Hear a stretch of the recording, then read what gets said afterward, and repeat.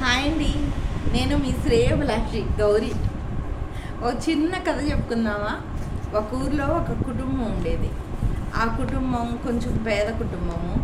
కాకపోతే అతనికి 2 ఎద్దులు ఉండేవి. ఎద్దులతో వ్యవసాయం చేస్తూ ఉండేవాడు. వాళ్ళ ఇంట్లో ఒక అమ్మాయి పెళ్ళికి వచ్చిన ఒక అమ్మాయి ఉంది.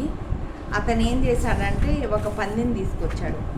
పందిని తీసుకొచ్చి ఆ పందిని బాగా గంజి పెడతా అన్నీ పెట్టి బాగా ఏమీ పని చేయకుండా బలిసేటట్టు చేస్తున్నాడు.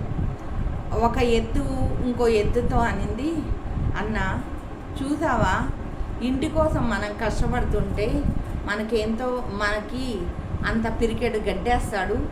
ఆ పందిని చూడు ఎలా మేపుతున్నాడు, అది పని చేయదు, పాట చేయదు, చూసావా అన్న అంటే దానికి తెలిసి కొన్ని రోజులాగు నీకు అర్థమవుతుంది అని చెప్తాడు. వాళ్ళ అమ్మాయి పెళ్ళి కుదురుతుంది కదా, పెళ్ళి అవుతుంది.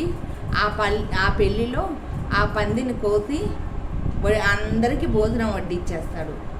అప్పుడు చెప్పిద్ది ఇంకో ఎద్దు, చూసావా తమ్ముడు, మన తిండే బెటరు, అంత గడ్డి తినడమే, గడ్డి తిని పని చేస్తున్నాము, దాన్ని మేపి దాన్ని చంపేశారు. మన తిండి వలన మనకి మరణ భయం లేదు. ఎలా పడితే అలా తింటే తొందరగా చచ్చిపోతారు. కాబట్టి ఇది మనుషులకు కూడా వర్తిస్తుంది. ఎక్కువ మటను, చికెన్, బర్గర్లు, పిజ్జాలు ఇవన్నీ తింటే తొందరగా హార్ట్కి దెబ్బ కొట్టిద్ది. కొంతమందికి తెలుసుకుంటారు, కొంతమంది పుటక్కంటారు. కాబట్టి ఏ తిండి తిన్నా లిమిటెడ్గా తినాలని దీనివల్ల మనకు అర్థమయ్యే సందేశం. బాయ్ అండి, ఉంటాను. మీ శ్రేయోభిలాషి.